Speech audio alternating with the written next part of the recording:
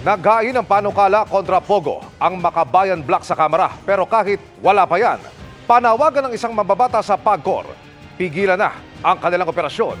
Nakatutok si Tina Panganiban Perez. Torture, kidnapping, rape, at kung ano-ano pang krimen ang nadidiskubre sa mga Pogo hubs sa bansa. Dahil dito, naghain ng Makabayan Block sa Kamara ng panukalang batas para ipagbawal ang mga Pogo hubs sa bansa, pati kahit anong online games sa pamamagitan ng internet sa loob ng teritoryo ng Pilipinas na lalahukan ng mga dayuhan. Ayon kay Castro, 48 ang mga Pogo na nag-ooperate sa bansa base sa ulat ng PAGCOR. This is an act banning Philippine offshore gaming operators o yung POGO and criminalizing their operations. So may bagong kinreitsata na pangalan ng POGO ang PAGCOR, no? Kasama yon sa ibaban natin kapag ito ay naipasa na. No? Pangamba ng Makabayan Block, baka nakokompromiso ang seguridad ng bansa.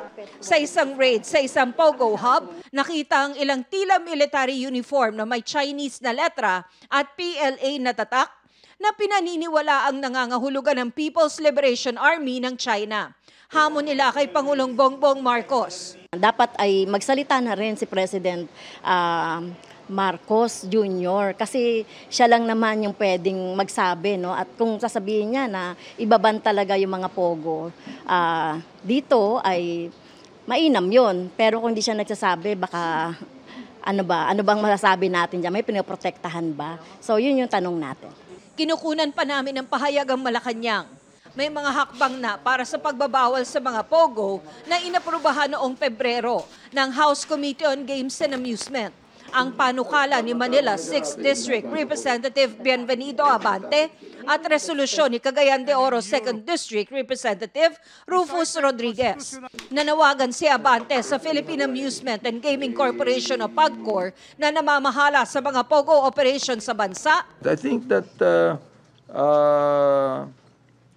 PAGCOR should not voluntarily stop the preparation of Pogo in the country. Kinuna namin ang reaksyon ng PAGCOR pero wala pa silang tugon.